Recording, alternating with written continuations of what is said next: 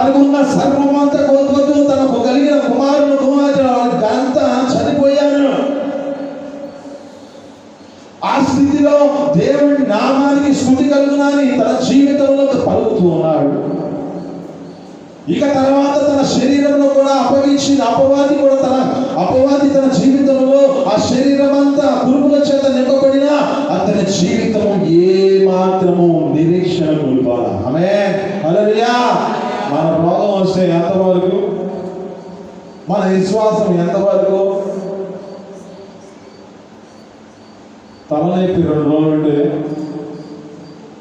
కొండలే అనుకుంటారు, 3 రోజులు ఉంటే పొందలే అనుకుంటారు, 5 రోజులు నాకు ఇక కాదంటారు.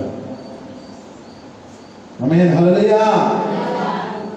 అయితే ఇక్కడ జ్ఞాపకం చేసుకుంటే లేఖనాలు శ్రమిస్తూ ఉన్నాయి, మీలో కొందరిని అపవాది శోధిస్తుంది. 10 దినాలు శ్రమ కలుగుతుంది. ఈ 10 దినాలు నమ్మకంగా జీవిస్తే జీవ కిరీటం అనుగ్రహిస్తానంటున్నాను. ఒకటి, నీ జీవితంలో మెలుగుగలిగి ఉండాలి. యజమాని చిత్తం ఏమిటో జరిగించినట్లుగా నీ జీవితము మెలుగుగలిగి ప్రార్థన చేసుకోవాలి. నీ కుటుంబం కొరకై, గృహ నిర్వాహకుడివై.